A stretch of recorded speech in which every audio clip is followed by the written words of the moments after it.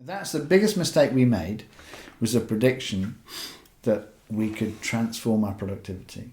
We thought we were on a completely different journey of increasing responsibility, increasing the story behind our product, its legacy, its testing, everything like that, and really making a very efficient organisation, one that wasn't a can of worms, one that was a well-oiled machine. Yeah, I'm thinking about time management, because if I had 30 people who were working hard, I'd be trying to make them slightly more efficient. Each person more efficient, doing what they're already doing. And we did that. And what we found was each project was costing us as much as the benefits we were getting from it. So on balance, we weren't any better off. Yeah. And once we took the pressure of the project away, things drifted back to the way they were.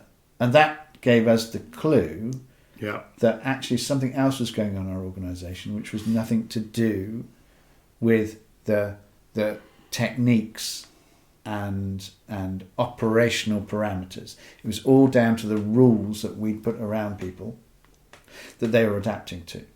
So when we changed the rules, we got very different behaviours. So we did this big experiment early on when we were, quite desperate. So we decided, in our data, there was this weird anomaly that when we repeated the same project at different times, months and months apart, say we made 20 of something every 3 months. And each time we made these 20, we keep accurate records of all the processes and all the materials and the parts and the time it took to make each batch. And each time we made them, we saw they took different amounts of time. Right. So why was productivity on the same thing, which we knew how to make, and we had all the bits in stock, why was it going up and down and every 3 months? That was weird.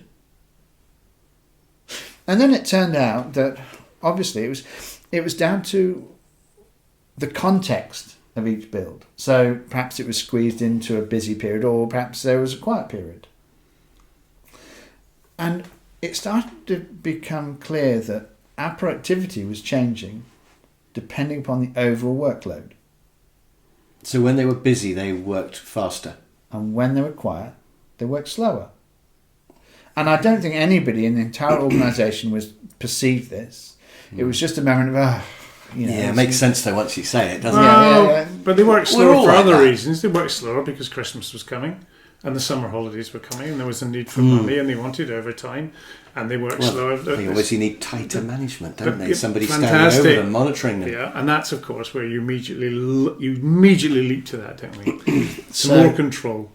More centralised control. So you said more supervision because obviously there's not enough, and if that sort of shenanigans, or a bonus system, but then they'll find ways around the bonus system. So we said to ourselves, look, if this is really a conspiracy, if this really, is happening, it's not just an artifact of the numbers I've come across. It's a subconscious thing, though, isn't it? They're not deliberately doing it. Well, I don't know. Probably. Who knows? Well, yeah, could be completely deliberate, and they're all against me. Oh, look, of course, I have to be a bit paranoid to think that. Yeah. However, I was very stressed at the time. Anyway, think like that. So we did this experiment, and we said, look, we'll do an elegant experiment. We'll ban overtime.